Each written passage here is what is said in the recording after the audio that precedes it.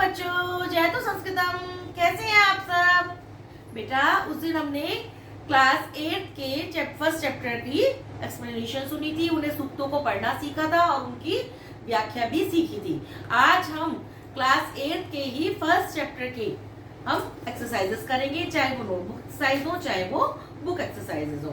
तो सबसे पहले आप लोगों को क्या करना है, वीडियो को लाइक शेयर सब्सक्राइब करना है और एक्सरसाइजेस को ध्यान से सीखना भी है। केवल उन्हें नोट डाउन नहीं करना है, उन्हें सीखना भी है बेटा। और पूरी वीडियो को ध्यान से देखिएगा जिससे आपको सारी एक्सरसाइजेस क्लियर हो जाए। तो शुरू करते हैं बेटा। हमारी फर्स्ट एक्सरसाइज है संज्ञान सूक्तम स्वस्वरम पठत स्मरत लिखत च।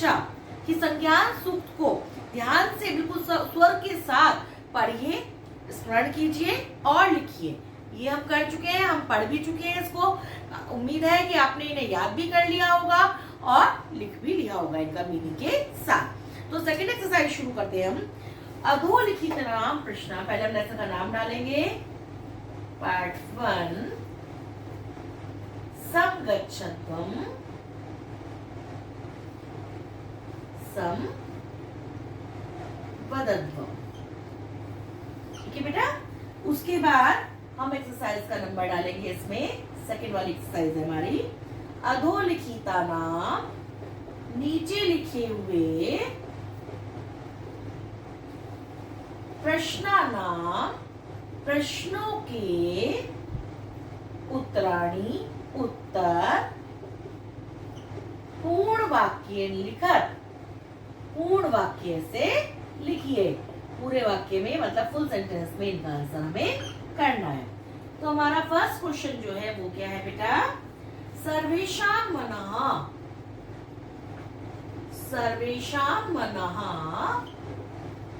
कीदृशं भवेत्।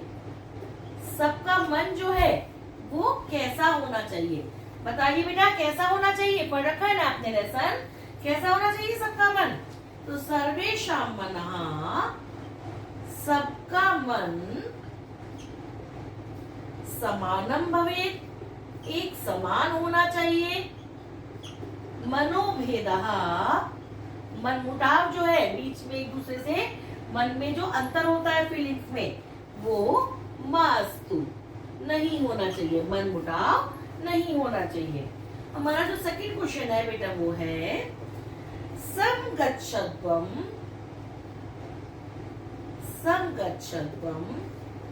संवदध्वम इत्यस्य कः अभिप्रायः। समगच्छध्वम संवदध्वम ये जो वर्ड्स हैं इनका क्या मतलब है, क्या अभिप्राय है। तो बताइए बेटा क्या मतलब है, इनका क्या अभिप्राय है। देखिए लिखते हैं आंसर इसका। समगच्छध्वम संवदध्वम इत्यस्य इसका अभिप्रायः अस्ति। इसका अभिप्राय है, इसका मतलब है यत् कि सर्वे सभी मिलित्वा मिलकर एक साथ मिलकर अग्रे गच्छत आगे चले, आगे की ओर बढ़े। सभी मिलकर एक साथ आगे की ओर बढ़े। संभूय अभ्युदयम अभ्युदय उन्नति साध्य तो उन्नति को सिद्ध करते हुए उन्नति की ओर बढ़ते हुए परस्परम परस्पर सम्यक विचार विनिमयम कृत्वा भली भांति विचार विनिमयम कृत्वा विचार विनिमय करके भली भांति विचार विनिमय करके मीन्स विचारों का आदान प्रदान करके, या कृत्वा की जगह बेटा हम कर लेते हैं कुर्वन्ता करते हुए, विचार विनिमय करते हुए एक स्वर से वदत मीन्स बोले, एक स्वर से बोले। क्लियर है बेटा। अब देखिए थर्ड क्वेश्चन क्या है हमारा। सर्वे किम परित्यज्य सभी क्या छोड़कर। क्या चीज ऐसी है जिसको छोड़कर ऐक्य भावेन, एकता के भाव से, जीवेयु मीन्स जीना चाहिए। सबको क्या छोड़कर एकता के भाव से जीना चाहिए। तो उसका आंसर क्या है बेटा? सर्वे, सभी लोगों को, वैमनस्यम परित्यज्य। वैमनस्य मीन्स जो हम एक दूसरे से दुश्मनी का भाव रखते हैं, एक दूसरे के साथ को देखकर, एक दूसरे की तरक्की को देखकर जलते हैं, उसको कहते हैं वैमनस्य का भाव। तो उसको छोड़कर ऐक्य भावेन, एकता के भाव से, जीवेयु मीन्स जीना चाहिए। हम सबको दुश्मनी के, नफरत के भाव को छोड़ देना चाहिए। लास्ट क्वेश्चन है इसका बेटा, अस्मिन् पाठे, इस पाठ में का प्रेरणा अस्ति, क्या प्रेरणा दी गई है? इस पाठ में क्या प्रेरणा है? तो उसका उत्तर है हमारा बेटा, अस्मिन् पाठे, इस पाठ में, दत्तै मंत्रई, दत्तै मंत्रई। बेटा थोड़ा सा स्पेस कम है नीचे, तो उसे थोड़ा छोटा छोटा लिख रही हूँ, आप लोग उसको जूम करके देख सकते हैं। दत्तै मंत्रई, दिए हुए मंत्रों को संगठित रूप से सहजीवनस्य कृते, सहजीवनस्य कृते, एक साथ जीवन बिताने के लिए प्रेरणा लभ्यते मीन्स प्रेरणा जो है हमें प्राप्त होती है। क्लियर है बेटा? सबको समझ में आया बेटा? ये फर्स्ट एक्सरसाइज की, सेकंड एक्सरसाइज की, इसमें हमें बताया गया है कि पहले क्वेश्चन में है कि सभी का मन कैसा होना चाहिए, कि एक जैसा मन होना चाहिए, समान होना चाहिए और मनोभेद, मनमुटाव नहीं होना चाहिए। दूसरे में संगठन संबंधों से क्या मतलब है? इसका मतलब है कि सभी को एक साथ मिलकर आगे बढ़ना चाहिए और उन्नति की ओर को सिद्ध करते हुए एक साथ एक भांति विचार पूर्वक विचार विनिमय करते हुए एक स्वर में बोलना चाहिए। क्या छोड़कर एकता के भाव से जीना चाहिए? दुश्मनी का, नफरत का भाव छोड़कर एक भाव से जीना चाहिए। क्या प्रेरणा है इस पाठ की? कि इस पाठ में जो मंत्र हमें दिए गए हैं उन्हें संगठित रूप से एकजुट होकर अपने जीवन के लिए हमें प्रेरणा प्राप्त होती है। तो क्लियर है बेटा आपको एक्सरसाइज सबको?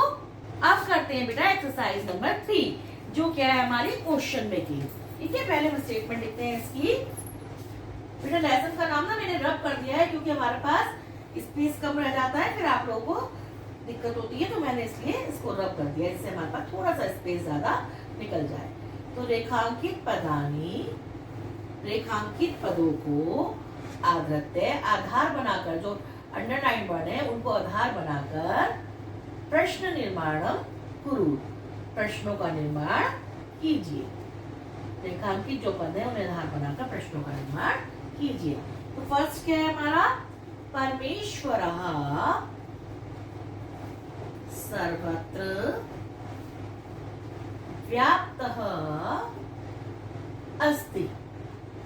ठीक है बेटा?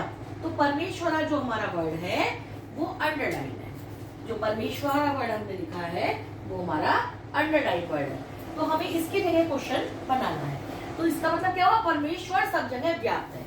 अब यदि हम इसमें से परमेश्वर हटा देते हैं तो हिंदी में क्या बनेगा इसका?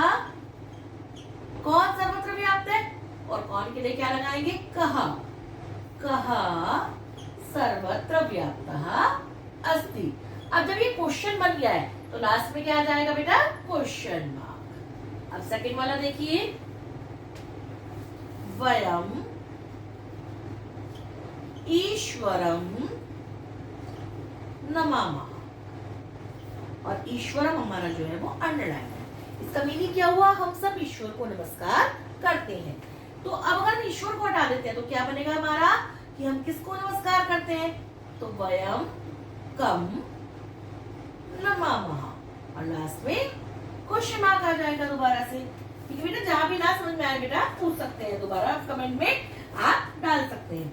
अब देखिए, वयम ऐक्य भावेन जीवेयु। ठीक है? तो सॉरी बेटा, जीवामा, इसमें क्या आएगा बेटा? जीवामा।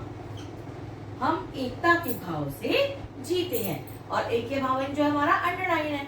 तो अगर हम इसे हटाते हैं तो क्या बनेगा, हमें कैसे जीना चाहिए, तो वयम किससे जीना चाहिए, वयम के जीवामा, हम कैसे जीते हैं। लास्ट में क्वेश्चन मार्क आ जाएगा। क्लियर हो रहा है ना बेटा आप सबको? ध्यान से देखिएगा और ध्यान से समझिएगा। अब देखिए, ईश्वरस्य प्रार्थनया, ईश्वर की प्रार्थना से शांति ही प्राप्यते, शांति प्राप्त होती है। तो हमें इसमें जो अंडरलाइन वर्ड है वो हमारा क्या है, ईश्वर की। अब हम यदि ईश्वर की हटा देते हैं तो हमारा क्या बनेगा क्वेश्चन, किसकी प्रार्थना से शांति प्राप्त होती है। तो क्या लगाएंगे हम, कस्य प्रार्थनया शांति ही प्राप्यते, और लास्ट में क्या आएगा, वही क्वेश्चन मार्क। ठीक है।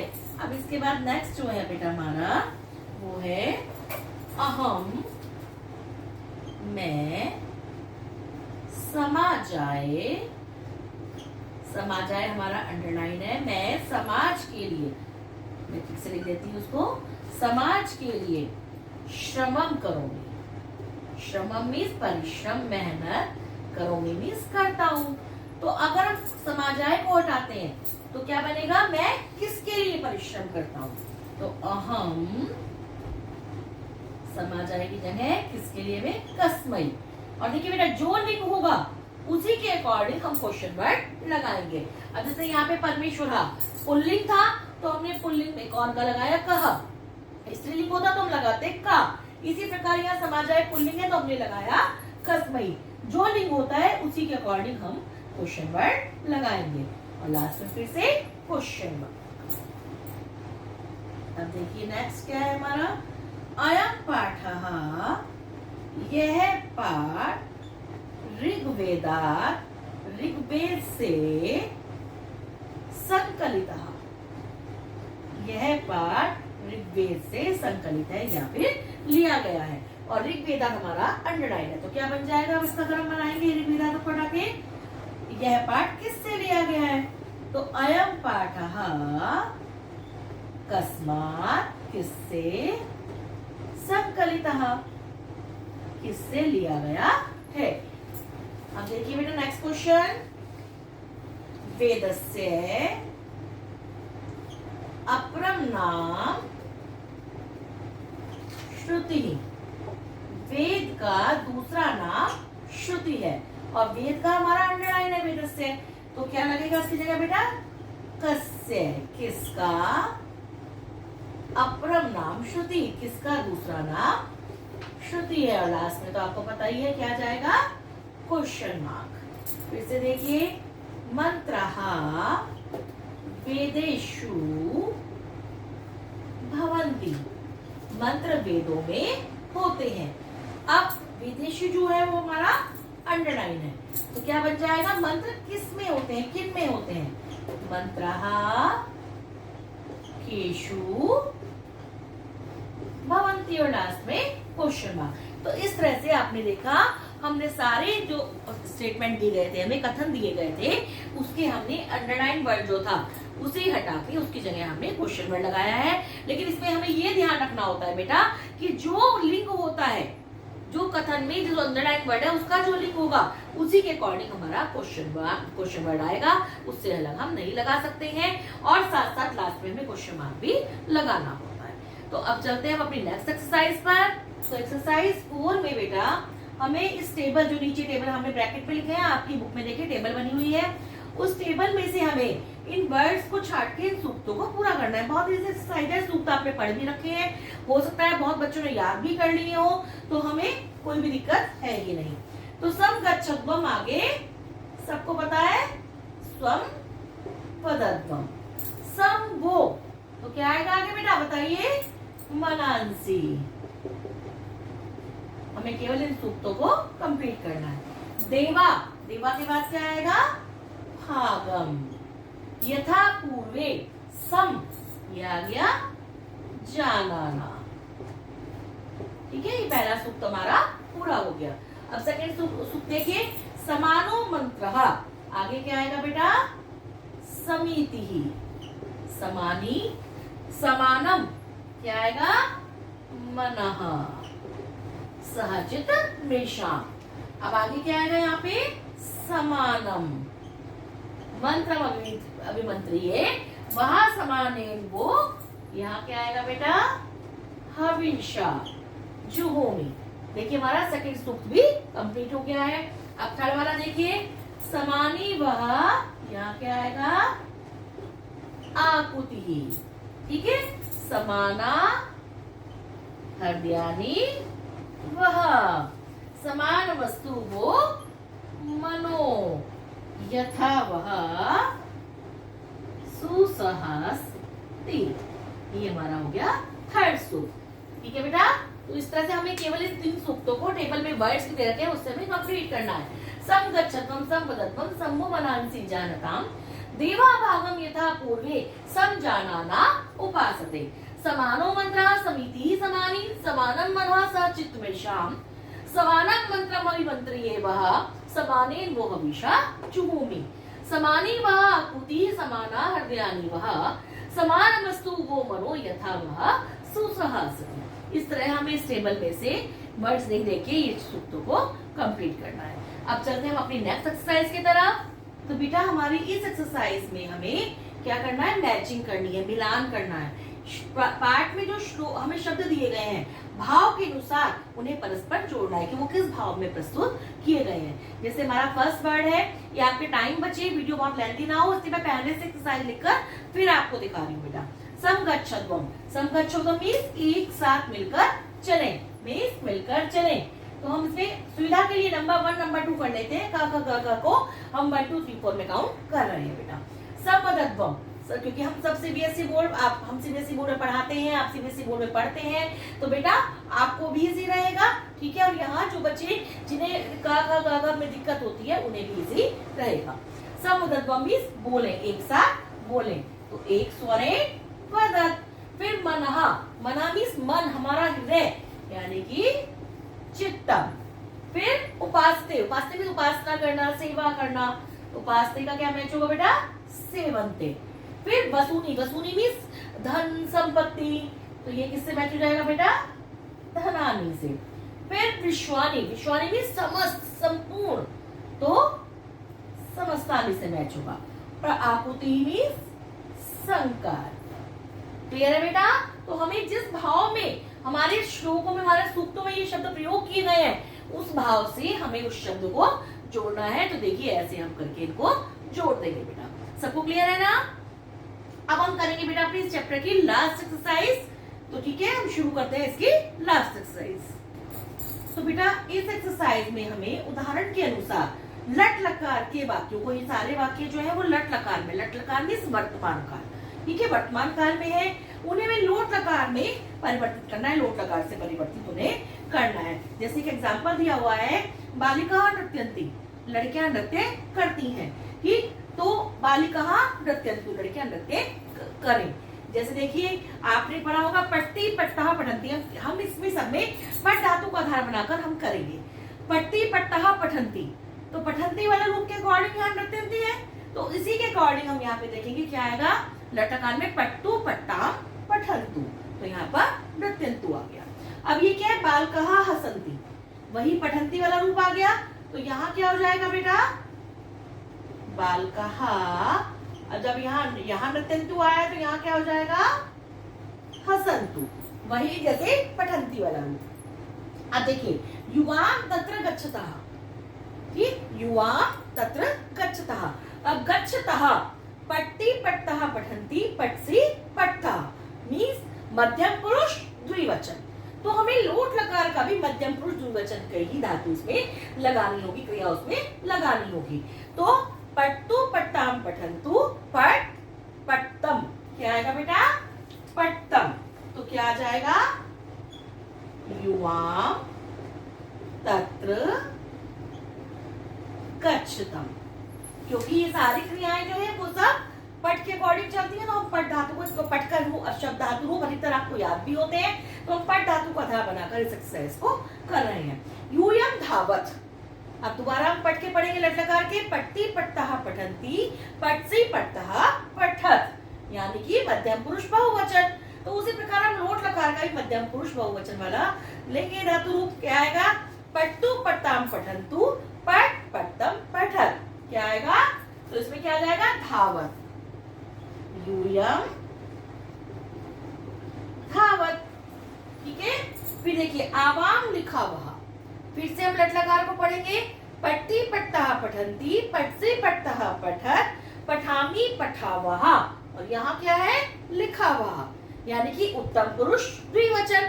तो हमें लोट लकार का भी उत्तम पुरुष द्विवचन ही लेना होगा। पट्टु पट्टाम पठन्तु, पट पट्टम पठत्, पठानि पठाव। क्या आएगा? आवाम लिखाव। समझ में आ रहा है ना बेटा सबको? देखो कितना इजी है। यदि पट धातु की याद होगी तो आप मोस्टली धातु रूपों को चेंज कर सकते हो। वयम पठामः, ठीक, यहाँ आ गया पठामः। तो हम दोबारा से पट का पढ़ेंगे लट लकार। पट्टी पट्टः पठन्ति, पठसि पठ्तः पठत्, पठामि पठावः, पठामः। उत्तम पुरुष बहुवचन। तो हम लोट लकार का पढ़ेंगे। पट्टु पट्टाम पठन्तु, पट पट्टम पठत्, पठानि पठाव, पठाम। क्या आ जाएगा बेटा? वयम पठाम। तो देखा आपने बेटा, बहुत इजी है। फर्स्ट वर्ड हमारा एज इट इज रहेगा, क्योंकि हमारे कर्ता के अकॉर्डिंग, ठीक, क्रिया ऑलरेडी लगी हुई है लट लकार में। तो हमें केवल उसको, क्रिया को केवल हमें लोट लकार में चेंज करना है। तो हमने यहाँ भी पट धातु को आधार बनाया, यहाँ भी पट धातु को आधार बनाया, और जो पुरुष जो वचन यहाँ पे था उस पुरुष और उस वचन में लोट लकार का रूप हमने लिख दिया। तो सबको क्लियर हो गया बेटा? ये तो आपकी एक्सरसाइजेस सारी इस चैप्टर की कंप्लीट हो चुकी है। लेकिन इस चैप्टर में और बहुत कुछ आपको एक्सप्लेन करने के लिए थोड़ा सा हम एक नजर डाल लेते हैं। जैसे आपकी योग्यता विस्तार में आपको सबसे पहले वेद दिए गए हैं। कितने वेद है हमारे में?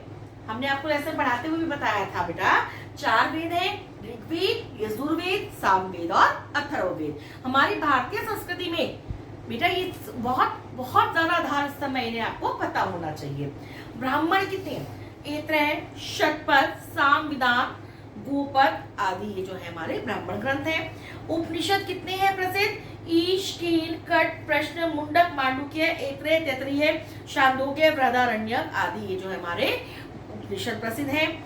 उपवेदा, उपवेद कितने हैं? आयुर्वेद, धनुर्वेद, गांधर्ववेद, अथर्ववेद या फिर स्थापत्य वेद बेटा। ठीक, वेदों के उपांग क्या है या फिर 6 दर्शन कौन कौन से हैं? सबने सुनी होंगे आपने, न्याय, वैशेषिक, सांख्य, योग, पूर्व मीमांसा और उत्तर मीमांसा, जैसे वेदांत भी बोलते हैं बेटा। और वेदों के अंग क्या है? वेदांग क्या है? शिक्षा, व्याकरण, छंद, निरुक्त, ज्योतिष और कल्प। तो ये जानकारी आपको बेटा बहुत अच्छे से नोट डाउन करनी है और इसे लर्न भी करना है, क्योंकि ये जानकारी आपको अपनी भारतीय, यदि आप भारतीय हैं तो आपको ये पता होना चाहिए।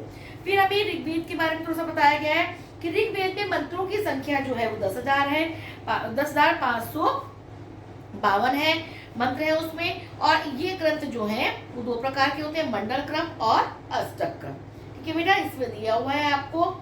ठीक, इस पाठ का आधार जो है वो ऋग्वेद के अंतिम 10 मंडल का अंतिम 1 शताधिक 10,111वां सूक्त है। और यह संज्ञान सूक्त, संगठन सूक्त इन नामों से भी प्रसिद्ध है। जो आपको 3 सूक्त दिए गए हैं, ये संज्ञान सूक्त या फिर संगठन सूक्त के नाम से प्रसिद्ध है बेटा। तो क्लियर है बेटा आपको ये चैप्टर पूरा? कहीं कुछ क्वेरी हो तो आप मुझे YouTube चैनल पे मेरे कमेंट करके या फिर मेरी मेल आईडी आपके पास है, मेल करके भी आप भेज सकते हैं। कुछ के पास मेरा व्हाट्सएप नंबर भी है, वो भी मुझे मैसेज कर सकते हैं बेटा। ठीक है बेटा, तो आप लोग और मेरी आपसे रिक्वेस्ट है कि जिसको जो भी क्वेरी हो ज्यादा से ज्यादा आप YouTube पर ही बेटा भेजा कीजिए, इधर मेरे मेल पर या मेरे व्हाट्सएप पे मत भेजा कीजिए। और चैनल को ज्यादा से ज्यादा सब्सक्राइब कीजिए, वीडियोस को ज्यादा से ज्यादा शेयर कीजिए, जिससे आपकी तरह और बच्चे भी इनका लाभ उठा पाए। ठीक है बेटा, और पूरी वीडियो देखकर चैप्टर को समझिए, जो ये आपके लिए बहुत ज्यादा इंपॉर्टेंट चैप्टर्स हैं बेटा, जो आपको अच्छे से समझ में आने जरूरी है। तो मिलते हैं अपनी नेक्स्ट वीडियो के साथ। टिल देन आप इस वीडियो को अच्छे से समझ लीजिए।